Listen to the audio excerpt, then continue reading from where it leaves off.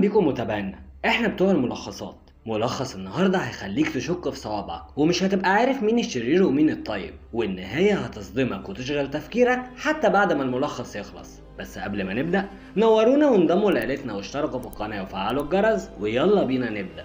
بيبدأ الفيلم مع المهندس سوجين وهو في اجتماع شغل وبيحصل له زغللة في عينه وبيتعب بسببها، وده بسبب مرضه النفسي بعد موت مراته في حادثة غريبة والجاني مجهول. وبسبب الحادثة دي بقى بيتابع مع دكتور نفسي، وفي الجلسة عند الدكتور بينيمه تنويم مغناطيسي وبيشوف سوجين ملاهي كبيرة واخته اللي تاهت من 20 سنة فيها. وتاني يوم في شغله بتكلموا دار ايتام وبيقولوا له ان اخته اللي تاهت من 20 سنة موجودة عندهم ويقدر يجي يشوفها، وبيروح لها فعلا وبتعرفه انها يوجين اخته وانها ممرضة، وبيسألها ازاي فضلتي 20 سنة ما تدوريش علينا، فبتقوله انها كانت عايشة مع اب وام ولما ماتوا عرفت انها مش بنتهم وانها اتربت في الملجأ ده.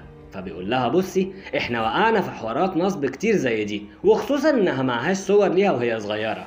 وبيفتكر يوم الملاهي واخته اللي تاهت وبيقول لها احنا نعمل DNA وبعدها اقدر اوديكي لابونا وامنا، وهي بتوافق. وتاني يوم بيصحى بيلاقي امه عامله مناحه، وده لانها شافت النتيجه بتاعت المعمل وان يوجين طلعت فعلا بنتهم. ولما بيرجع سوجين من شغله بيلاقي يوجين قاعده على السفره ولا كانه بيت ابوها. الله، طب ما هو فعلا بيت ابوها يا جدعان. وبتقول له مفاجاه انا جيت اعيش معاكم، وبيتصدم سوجين. والصبح بتبقى يوجين ماليه البيت طاقه وحب، وسوجين بيقول لها نورتي بيتك، احنا بقالنا 20 سنه مفتقدينك في البيت. فبتقول له خلاص احنا اتجمعنا سوا ومش هنفترق تاني. وبيروحوا كلهم يستلموا حاجاتها من المستشفى اللي بتشتغل فيها ممرضة. وتاني يوم بتكلمه يوجين وبتقول له انها راحت لبنته المدرسة تاخدها، فبيقول لها لا لا لا دي هيون بنتي مش هترضى. فبتقول له طب خد كلمها انت. وبتكلمه هيون وبتقول له عمته دي زي العسل، ده انا هروح معاها. وتاني يوم بيصحى سوجين وبيلاقي يوجين منطلقة في البيت، شوية تسرح لبنته وتهتم بيها وشوية تعمل لهم فطار حلو وهكذا. وبعدها بيروح للدكتور بتاعه وبيقول له معرفش ليه رغم رجوع اختي انا مش حاسس بفرحة. والدكتور بيقول له حاول تقرب منها، دول 20 سنة مش شوية. وبيقول له ان هو هيوقف له جلسات التنويم وهيبدلها بدواء. وتاني يوم بيلاقي ممرض في البيت بيدرب امه على المشي، ومربية بنته بتقول له ان يوجين هي اللي جابته. ويومها بالليل سوجين بيشوف اخته وهي طالعة اوضتها بس بيكون شكلها مش طبيعي، وبيلاقي وشم مريبة على ظهرها. والصبح بتكون العيلة كلها منسجمة مع يوجين، وسوجين بيقول لمربية بنته يا ريت تحط عينها على يوجين وتراقبها. وبعدها بياخد بنته عشان تروح التمرين بتاعها، وبتعرض عليه يوجين لو هي اللي توديها، والبنت بترحب جدا، والمربية بتعرض لو تروح معاهم. فسوجين بتوافق على طول وبيروحوا سوا للنادي. وفي راجل هناك اول لما بيشوف يوجين بينادي عليها باسم مختلف وبيطاردها، وهي بتدخل الاسانسير والمربية بتقول لها هو بينادي عليك انتي؟ فيوجين بتقول لها طبعا لا، اطلعوا انتوا وانا هحصلكم. وبتنزل للراجل وبيهجم عليها وبيفضل يقول لها دمرتي حياتي وخسرتيني عيلتي، وبيكون حرفيا هيموتها. وبعدها بنلاقي يوجين طالعه في الاسانسير وبتروح للمربيه وشكلها بيكون مبهدل ورقبتها متعوره. ولما بينزلوا الجراج بيلاقوا البوليس تحت، والراجل اللي كان مع يوجين مقتول، وكمان زرار قميصها مرمي جنبه. وبتترعب المربيه وبتفضل طول السكه خايفه، ولسه هتتصل بسوجين بتبص لها يوجين وبتقول لها تيجي نروح مشوار سوا. وبيكون في الوقت ده سوجين في الاسم بيتابع التحقيق في قضية مراته، والمحقق بيقول له ان في فيديو غريب ظهر وقت الحادثة، ولما بيشوفه بيلاقي ان اخته يوجين كانت واقفة وقت حادثة مراته، وبيستغرب جدا لانها ما كانتش تعرفهم لسه ولا دخلت حياته. ولما بيرجع للبيت امه بتقول له المربيه طفشت مع حبيبها وكتبت لنا جواب بالكلام ده، لكن سوجين مش بيكون مصدق، خصوصا ان اخر مره كانت مع اخته، واهله بيقولوا له اختك شافتها بنفسها مع واحد، اسكت بقى. وبالليل بيلاقي يوجين جابت على طول مربيه بدل اللي اختفت، وسوجين بيقول لها عايزين بكره نروح دار الايتام بتاعك عشان نشكرهم على تعبهم معاكي. وبتقول له انا شكرتهم ما تتعبش نفسك، بس بيبان عليها هي والمربيه القلق والخوف. والصبح بيكلم سوجين مدير دار الايتام وبيقول له عايز اجي اشكرك بنفسي، فبيتهرب منه وبيقول له ان هو مسافر، وبيغلط في الكلام وبيقول اسم اخته يوجين. فبيقول له بس اختي عمرها ما قالت في الدار عندك ان اسمها الحقيقي يوجين، وبيشك اكتر واكتر. وفي الشارع بيشوف صورة موديل وبتطلع هي زميلة اخته الممرضة، وبيقابلها وبيعرف انها ممثلة واخدت فلوس من يوجين عشان تمثل انها زميلتها. وبيروح سوجين وهو شايط وبيواجه اخته وبتعيط وبتقول لهم انا فعلا كدبت عليكم وان انا فعلا مش ممرضة، بس عملت كده عشان تفتخروا بيا وليق بمنصب اخويا المهندس. واهلها بيكونوا مصدقينها، لكن سوجين برضه بيبقى حاسس ان في حاجة غلط.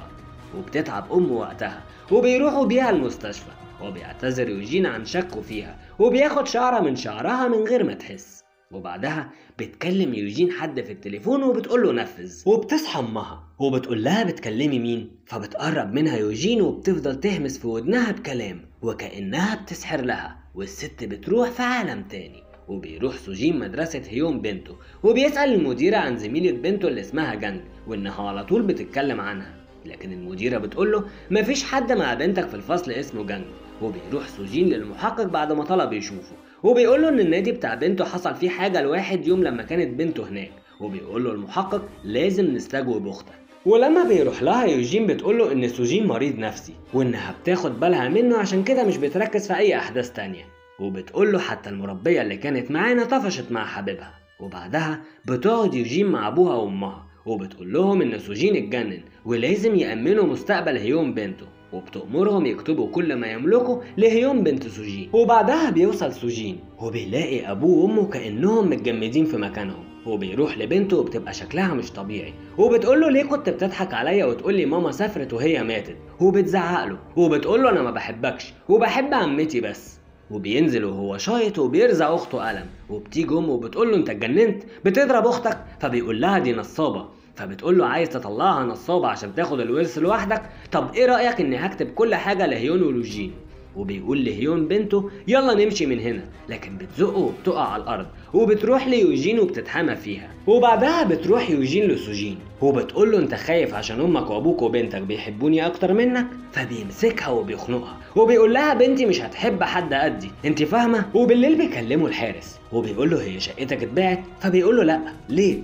فبيقول له الحارس اصلها منوره وكان في حد فيها. فبيجري سوجين على هناك بسرعة وبيتصدم بجثة المربية بتاعتهم في شقته، ومرة واحدة حد بيضربه وبيصحى بيلاقي واحد قدامه وبيفتكر ان ده اللي موت مراته في الحادثة، وبيقول له انه من طرف يوجين وانهم جماعة دينية وانهم بيدوروا على طفلة بمواصفات خاصة تكون اله ليهم، ملناش دعوة احنا طبعا بالهبد ده. وبيقول له ان يوجين عرفت مراته زمان وكانت بتشتكي منه من قلة اهتمامه بيها هي وهيون بنته، وان يوجين خلتها تنضم للجماعة بتاعتهم، ولما اقترحوا عليها ياخدوا هيون بنتها رفضت وهددتهم انها تبلغ عنهم وعشان كده قتلوها. وبيقول له ان يوجين ودت هيون المعبد وعرفت الناس على الاله الجديد بتاعهم، وبيقول له ان يوجين كل ده في بيته كانت بتجهز هيون للمهمة العظيمة. وفي الوقت ده بيهاجم عليه سوجين وبيضربه وبيقدر يهرب وبيرجع على البيت جري، وبيلاقي المحقق هناك وبيقول له اختك عملت فيك محضر انك ضربت بنتك وكمان ضربتها، وبيوري له كاميرات المراقبه اللي اخته مركباها في كل البيت. وكمان بيجي الدكتور بطلب من يوجين وبيقول ان سوجين مجنون وبياخد ادويه كتير وكمان سلوكه خطر على بنته، وبياخدوا البوليس على الاسم. وبتوقفهم يوجين وبتقول لهم 5 بس مع اخويا كده، وبتقول له ما تخافش على بنتك يا سوجين، دي هتكون ملاك واله لينا وهنحميها بكل ارواحنا. وبعدها بيتحرك المحقق بيه على الاسم، وفي الطريق بيضربهم سوجين وبيقلب العربيه وبينزل منها، وبتقف له عربيه بس بتطلع تبع يوجين، وبيضربوا سوجين وبيعرف من الGPS بتاع العربيه مكان المعبد وبيروح على هناك وبيلاقي يوجين مع هيون وبيقول لها سيبي بنتي وهسيبك ترجعي لحياتك ونعتبر ما حصلش اي حاجه، بس بتقول له انت بتحلم، ده احنا دورنا كتير عقبال ما لقينا ملاك طاهر زي هيون. وهوب هيون بتقف فوق الجبل وبتقول لهم لو ما بطلتوش خناق هرمي نفسي، وبتجري عليها يوجين وبتقول لها لا يا حبيبتي هاتي ايدك. فبيجري عليهم سوجين وبينقذ بنته وبيزق يوجين وبتكون خلاص هتقع من على الجبل، وفجأة بتقول له زرقاء بلونتي زرقاء اللي كانت معاك في الملاهي كانت زرقاء، شفت ازاي بقى ان انا اختك بجد؟